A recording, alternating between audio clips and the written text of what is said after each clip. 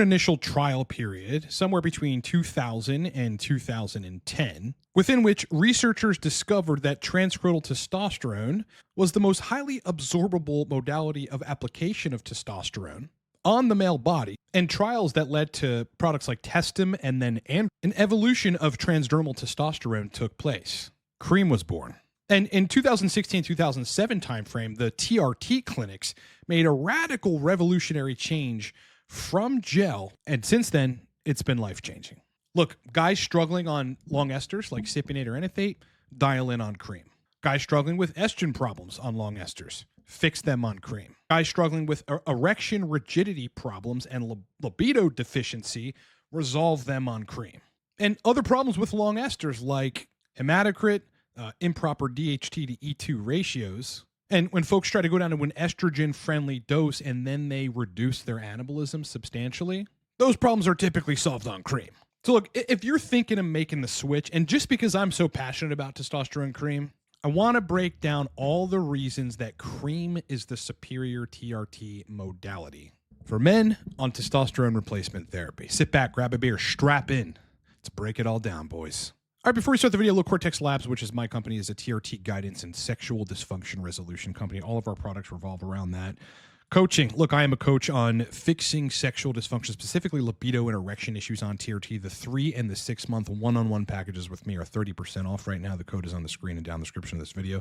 Source list. It's pretty much self-explanatory. Anything you can think of, a vetted list, including DHT, test ester, Provine, whatever you need. It's on there. It's 20% off. Last, if you need to dial in on Cream, which we're going to talk about today, I created the guidebook, the official video course that shows you, first of all, the stuff you're hearing on the web is wrong. Secondly, only the protocols that work for libido and erection on Test Cream. That is 20% off. Code's on the screen and down below. Okay, so firstly, if you inject testosterone like in an oil base, a long ester like Cypionate or Enanthate, the conversion to dihydrotestosterone is limited. Yes, you get peripheral conversion from test to DHT. But considering on TRT to dial in everything, but specifically the sexual function, the DHT estradiol axis has to be in check and on point. A lot of people's struggles on long esters are simply that they're over-converting to E2 and not converting enough to DHT. But specifically, there's just less DHT conversion. The scrotal skim has 5 to 8x, possibly 10x, higher quantity of 5-alpha reductase enzymes. These are the enzymes that convert your test to DHT than anywhere else on your body. I mean, you are fixing the problem of the DHT estrogen ratio by just applying testosterone cream to the scrotum. At the very least, because some protocols take dialing in, you're light years ahead just putting cream on the scrotum. No injections. Yeah, you don't have to use a needle ever, right? Except for HCG. People talk about the convenience or inconvenience of cream. I mean, it takes me literally 2 minutes to distribute cream, some on my forearm, some on the scrotum every day. And I'm done. I don't have to sit there drawing a big syringe and waiting and having to warm up my vial because it takes forever on an insulin syringe with Cypionate or Enanthate. It's just click, click, click. Apply, go off into my day. With Cream, it doesn't take 6 weeks to dial in. Now look, people are going to have to adjust their protocols, look at labs. TRT should be approached from a scientific perspective with the data points combined with your symptoms to educate you on how to make adjustments. But with testosterone Cream, I mean, you're steady state in like 2.5 weeks. You're where you are. Yeah, are you going to maybe have to make some adjustments after that? Yes, but it doesn't take 6 weeks or 8 weeks, which it does with these long chain esters, to get to steady state, where your bloods are going to kind of hover around the same no matter what you do. Like you just keep the same dose of the cream, your bloods will be the same in like 2 weeks, as they will be in 4 weeks, as they will be in 6 weeks. With Cream, you are not steady state, okay? There's all this discussion about steady state, and it sounds logical, and it sounds good, but in the end, it's not good. With Cream, you peak pretty quickly, you stay physiologic, then you trough overnight into the next morning, which mimics diurnal rhythm. It makes it specifically useful for estradiol, okay, so it doesn't accumulate because you're troughing. Hematocrit, again, there's no steady state test, so it can't consistently rise.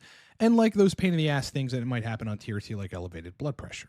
The built-in DHT to E2 axis control. Listen, as I alluded to before, the number one problem on long esters for people, not to say that they don't work, right? Some people can dial in perfectly on long esters, right? Those are a lucky few, I would say.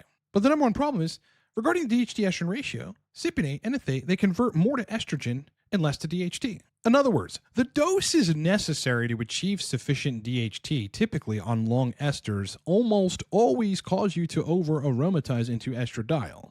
And that complicates people's protocols, right? They're on Cypionate, they got to run 150, 160, 170. Then the DHT is up there at 90 nanograms per deciliter where we want it to be. But guess where estrogen is? 57. Then you have libido. Sensation might be muted, might be fine, but your erection quality is suboptimal and unsatisfactory. This puts people in those situations where they're like, well, should I take an AI? I got to take Arimidex, or I have to take Aromacin, or DHT derivatives like Primobolan or Masteron, convolute my protocol further just so I can dial in the estrogen. On cream, it's a lot easier to hit the target we should all be shooting for, which is DHT between 55 and 90 nanograms per deciliter, and estradiol between 20 and 35 picograms per milliliter. Now, here's another thing about cream. Estrogen-friendly doses, like the doses that would take your E2 in the sex-friendly zone of 20 to 35, for rare few 40, 45, but again, you want to stay on that lower end, also induce sufficient anabolism. Does this sound familiar? You go down in doses on Cypionate just so that you can control the estrogen rate. You get it to 27, 28, 30, where your sweet spot is. You're a lot less anabolic suddenly, right? Because you're on 115 milligrams of test a week. With cream, you could be on 100 milligrams of testosterone a day. 100 milligrams a day. Now, obviously, it absorbs differently, but it's more testosterone in the end, and it's a swift peak, and it stays physiologic throughout the day. I'm going to show you some graphs in a second, and you achieve more anabolism on cream at a lower dose than where you were on Cypionate, a higher dose, call it, where you weren't as anabolic. I'm going to take you to the study, the main Hallmark study on transcrotal cream. It's called something like the Pharmacokinetics of transcrotal cream or testosterone cream applied to the scrotum. In which, as you see, their highest dose here is 50 milligrams at a time. Now, typically, you should be dosing about 100 milligrams a day. 100 to 125 milligrams a day is a good sweet spot. You're probably going to have to adjust from there to find your sweet spot ultimately, but that's the right starting point. So it ultimately ends up higher. But as you look at this, as the hours go on from hour 0 down here, look at the bottom, the time in hours, all the way to hour 16 on that high dose, the 50 milligrams, which is lower than what we would dose for TRT, you peak really, really swiftly from hour 0 to like hour 2 or 3. First of all, huge dopamine hit, lots of energy. Then, though, as you trough, it's not like you're troughing into the catastrophic nanograms per deciliter. You're staying physiologic for the entire waking day. This is one of the reasons, especially on higher doses, obviously that looks higher than that, right? You might peak at 900, then you trough at like 650. You stay anabolic. Anabolism on TRT, it's about the androgen receptor activation and the androgen-mediated gene expression that happens therefore. Like with something like prop, if you're in and out, a prop looks much more like this. If you look at this graph, it's more kind of an even keel swift peak and then an even keel slow physiologic keel down.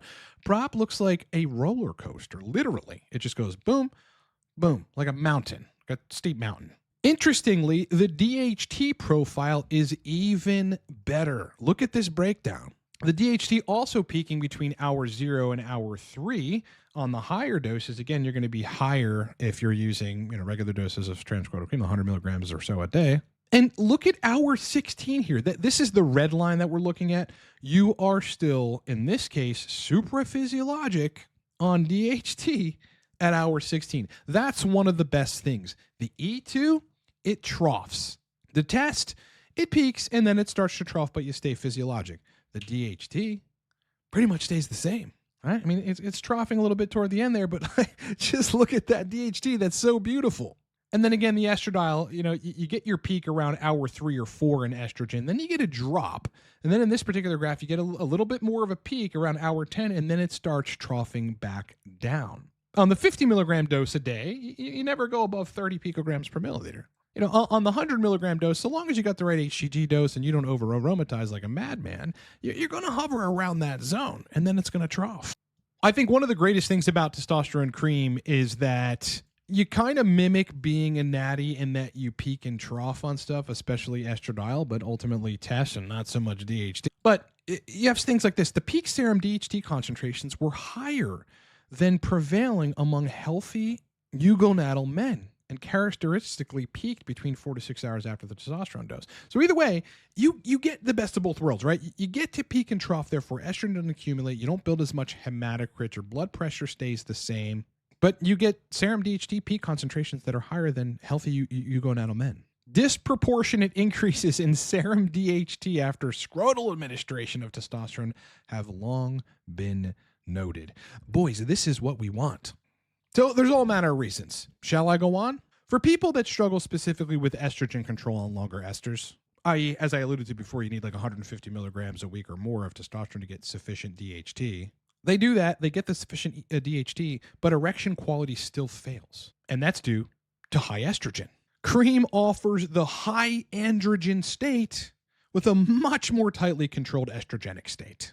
Cream is easier to dial in than your enanthate without an aromatase inhibitor, right? If you're looking to not take aromatase inhibitors, the one thing that's good about the pro-estrogen people is that they're warning against aromatase inhibitors. And frankly, they're kind of right about that. I mean, if you can help it, you don't want to be taking stuff that blocks the aromatase enzymes.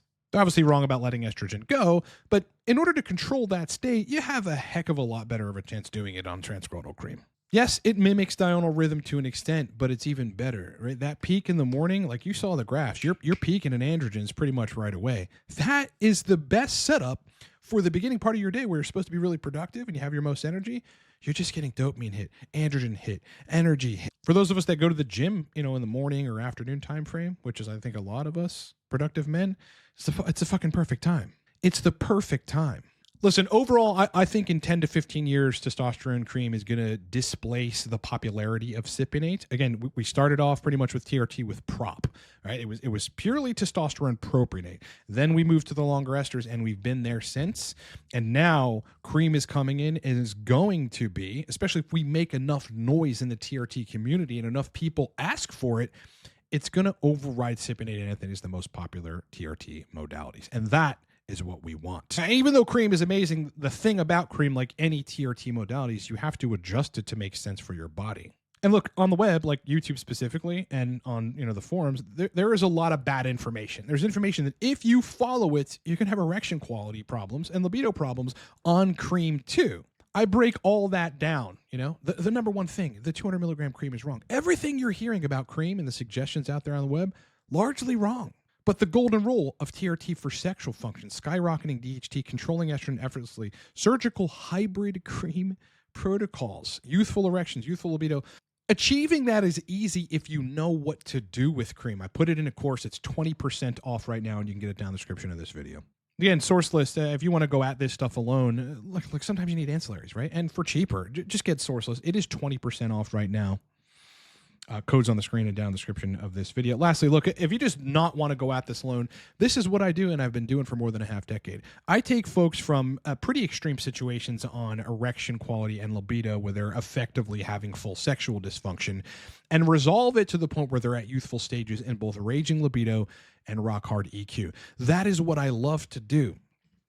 You can book me for a single session consult, a 3-month one-on-one package where I'm working with you, engineering your protocol. Me and you are going back and forth in feedback. I'm adjusting everything to perfection. Those 3 and 6 month packages are 30% off for a very brief period. That's going to save you a lot of money, thousands in both cases. The code's on the screen, down in the description of this video. You book, we're on the fact-finding call as soon as that day or the next day, and we start. There's no 2-week waiting period.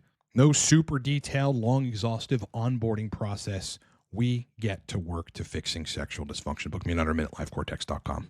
All right, my brothers in test. I hope this video has been useful. Please like the video. It makes a huge difference. Honestly, it takes you seconds free to do. And if there's something you want to do for me, if you don't want to buy product or whatever, or comment, just like the video. Sub to the channel. We are a rapidly growing channel that talks strictly about the science of dialing in sexual function and dialing in otherwise on TRT. I'd love to have you on board. Otherwise, kick ass, rock on, enjoy the rest of your day, and I'll talk to you boys on the next one.